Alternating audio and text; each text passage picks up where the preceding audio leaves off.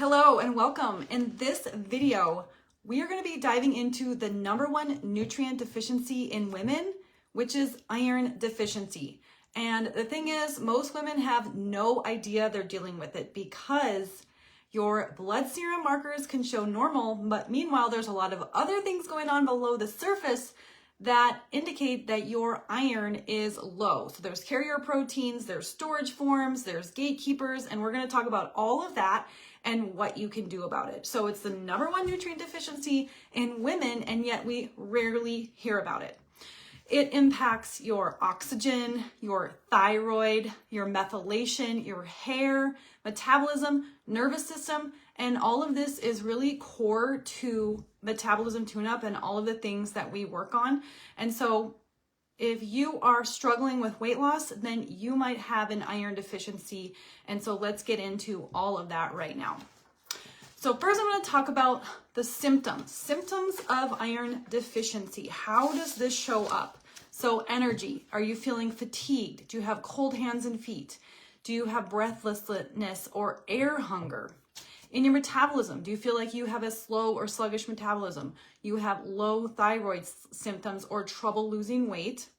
Your hair and skin, are you shedding a lot of hair? Is your hair thinning? Do you have brittle nails? Your nervous system, do you have anxiety, a rapid heart rate, and insomnia? In your cycle and your hormones, do you have heavy periods? Do you have long cycles? And are you having PMS shifts? And digestion, are you craving ice? Do you have poor protein tolerance and low stomach acid? So a lot of these symptoms sound really familiar and they can overlap with other types of deficiencies and symptoms, but we're going to really dive into this so that we can have a really good understanding of iron and how to know and what to do about it and how to tell if you have an iron deficiency. So most women in their 30s, 40s, and 50s are experiencing these symptoms and they never connect them to iron. So let's talk about let's now talk about why you might have low iron and iron deficiency. So #1, low stomach acid, weak stomach acid, because you need strong stomach acid in order to activate iron and absorb it. And you might have weak stomach acid if you're hypothyroid, or if you have like an H. pylori infection, or if you're taking a PPI. #2, heavy periods. If you are dealing with a lot of heavy periods, you're losing a lot of iron every month. So you're losing more probably than you're taking in. Stress. If you have been living under chronic stress, if you've been through a lot of stress in your life, if you've dealt with a lot of trauma, then that impacts your stomach acid. So when you're dealing with a lot of stress, it suppresses stomach acid. And like I said, low and weak stomach acid can cause iron deficiency because you're not absorbing it, you're not activating it and absorbing it. If you've been under eating and chronic dieting, if you've been on not enough protein, if you've been a vegetarian, if you're just not eating enough, then you're not consuming enough iron to counteract maybe, your loss of blood every month through your period. And if you have no gallbladder or fatty liver and you have high inflammation impacts the gatekeeper for iron. So that's something called hepcidin, which I'm going to talk about later. But so these are some of the top reasons why you might have low iron. And a lot of us are dealing with all of this: low stomach acid, chronic high stress, heavy periods, under eating, chronic dieting, and inflammation. So let's talk about next, what is the role of iron in your metabolism and why it matters so much. So #1, it delivers oxygen into the cell. So iron goes into a molecule at the center of a molecule and it binds oxygen and transports it into your cells so that your cells can take glucose and convert it into energy. And so if you're feeling fatigued, you just don't have enough energy, you just feel tired all the time, like you're dragging, that could be why, is you're not getting enough oxygen and you're not getting enough energy production. Like I said, so ATP, energy production in the mitochondria, thyroid conversion. So to activate thyroid T4 into T3, iron helps with that. Your nervous system and dopamine regulation depend on iron. So if you are iron deficient, you might be stressed or anxious, or you might have low dopamine and you might feel just tired and unmotivated all the time. It also plays a role in hair growth and tissue repair. And then it plays a role in stress recovery. So when you have a stressful event, iron helps you to recover from that stressful event. So if you feel like you can never recover, or something stressful happens and it takes you like hours or days to recover from that, it could be low iron.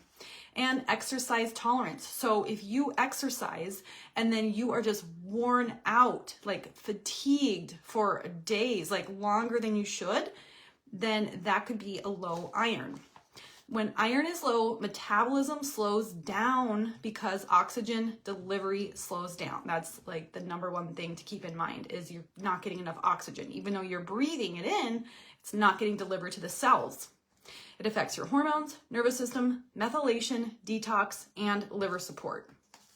So we talked about symptoms. Now I just want to explain how iron works in your body, because it's a pretty complex system. So what's actually going on? So you have iron, okay, that's what you absorb from your food. And that's what's measured in your blood. Serum iron is actually what's measured on labs, but that's not the whole story. There's a lot more going on with iron that we need to understand. So there's another form of iron called ferritin, which is the storage tank, sort of like the storage form of iron, and that is not measured unless you specifically ask for it. And you need to have your ferritin, if it's below 40 or 50, then you're gonna have low energy, hair shedding, and low thyroid function. So this storage form of iron is as important as the blood serum form of iron. So that's why serum iron can look normal, and you're still feeling tired and you just don't feel like you have any answers. Then there's something that transports the iron called transferrin, which helps to transport iron and get it around the body. And if that's not, when that rises, so you're gonna have, when iron is low, these numbers, so if you get a test for these are gonna be higher when your iron is low. And then saturation is how much iron can your body absorb. Okay, so there's a saturation, like in your red blood cells, there's seats for iron. But if they're not saturated, then you're gonna feel tired. And then there's something called hepcidin, which I referred to earlier, which is sort of like an iron gatekeeper. It prevents your body from absorbing too much iron, and it helps your body absorb more iron when it doesn't have enough. It's the master regulator, and it protects your body from overload. But here's the thing, when inflammation is high, then hepcidin is also high, which means, so when you have high hepcidin, you're not going to be absorbing as much iron. So high inflammation, high hepcidin, you're not going to absorb the iron that you need. Sorry if I misspoke earlier. So there is so much going on with this iron system. So you have the storage form, you have blood serum, you have these transporters, you have saturation, and you have hepcidin, which is the gatekeeper. And what I was going to say about hepcidin is, if you have no gallbladder, or you have fatty liver, or an MTHFR variation, these are all drivers of high inflammation. So this high inflammation alone could be preventing your body from absorbing iron, okay? So now we're going to talk about how to restore iron when you're deficient. So like I said, if you want to know if you're deficient in iron, don't just get a serum iron test. You also want that ferritin storage form to find out, and that's going to really help you. And also hepcidin if you can. All right, so now we're going to talk about the steps to improve iron absorption. Number one, we have to improve your stomach acid, the strength of your stomach acid, because when you take iron in, it has to be activated first, and then it can be absorbed. Otherwise, it's not in a form that your body can use. So you have to have really strong stomach acid. And if you've been under a lot of stress, if you have low thyroid, H. pylori, or taking a PPI, then your stomach acid is going to be not strong enough. So some things you can do are taking apple cider vinegar and water before meals. You can take digestive bitters. My favorite thing is to take a digestive enzyme like NOW, like Now brand super enzymes, which has betaine hydrochloride, digestive enzymes, and oxbile, which helps all aspects of digestion. You don't want to take iron supplements with coffee or tea. And you want to be taking vitamin C when you do take these iron supplements. So that's going to help absorption. So if you're going to take an iron supplement, don't take coffee with it. Have some vitamin C with it, like orange juice, and take these digestive enzymes with meals. So when you are consuming foods with high iron, like meat and other things that I'm going to talk about, take digestive enzymes so you're actually getting enough, strong enough acid in your stomach so you can absorb the iron. So then we want to rebuild our iron stores, and there's two forms that are the best types of supplements. One is heme iron. So this is heme iron. This is the form that's found in animals. And if you don't want to take like kind of a laboratory or like it's not synthetic, but it's not from a food-based form, you could take liver capsules because liver is really high in iron, or you could take beef organs. So those are two forms that you can take. And again, make sure you're not drinking coffee when you take it, or tea. And you don't want to be taking calcium, magnesium, or zinc when you take it as well, because that can interfere with absorption. Your target ferritin levels, like if you get it tested in a lab, should be between 50 and 100. So get a starting base before you like you want to test before, then supplement for a while, and then test again to find out if it's improving your ferritin. Some food sources of iron are, of course, red meat, bison, lamb, egg yolks, sardines, and oysters. Food-based, vegetables-based sources of iron are not the best because they're not that bioavailable, like spinach and legumes. They do have iron, but it's not as bioavailable.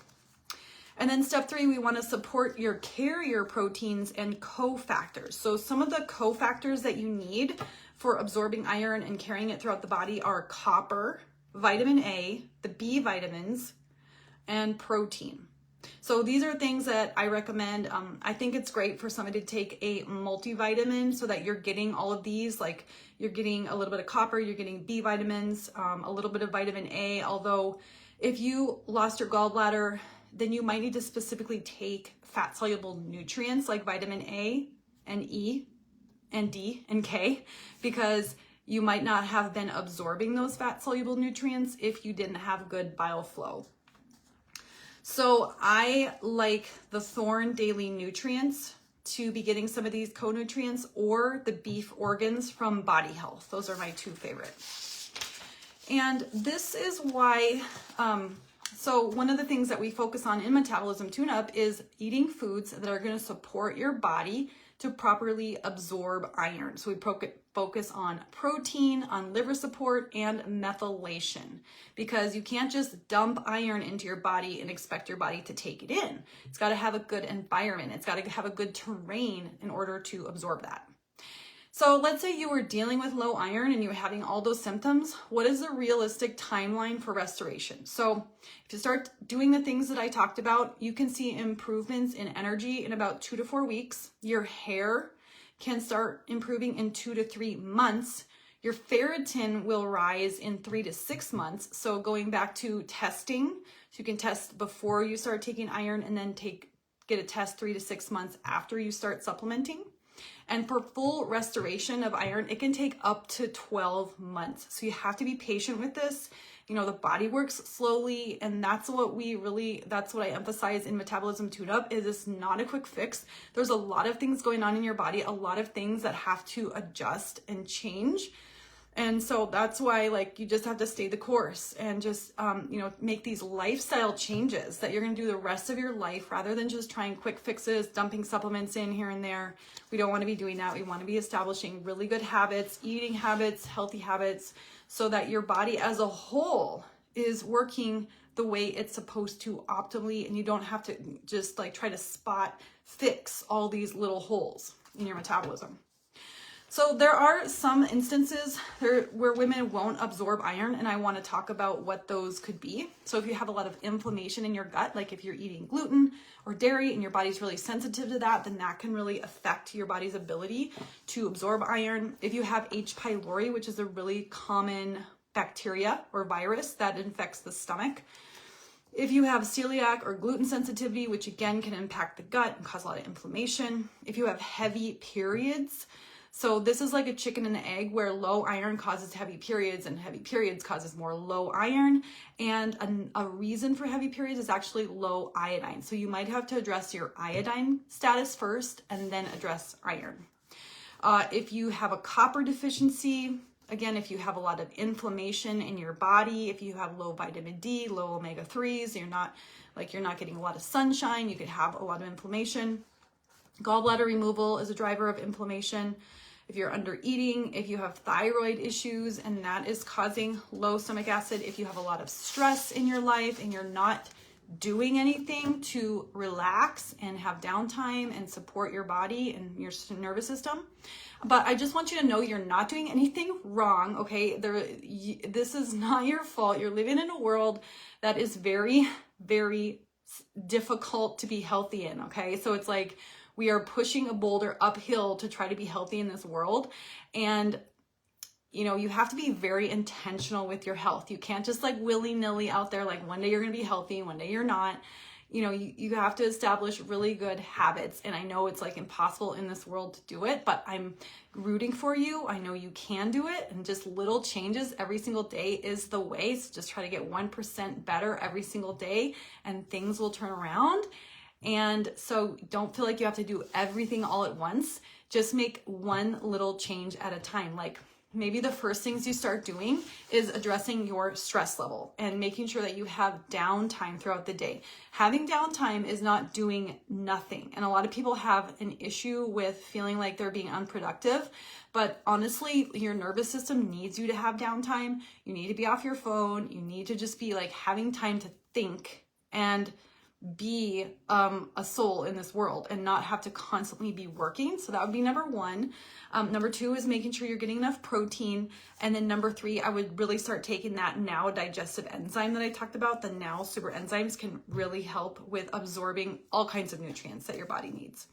So look at your symptoms, look back and see if you had any of those symptoms like low energy, hair loss, air hunger, feeling cold all the time.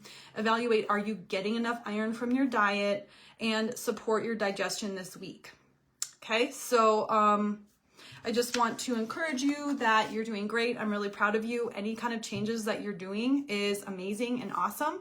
And it just takes longer than you think to get where you're going, but that is actually part of the journey because you're learning a lot about your body and yourself and who you are, and you're reconnecting to yourself.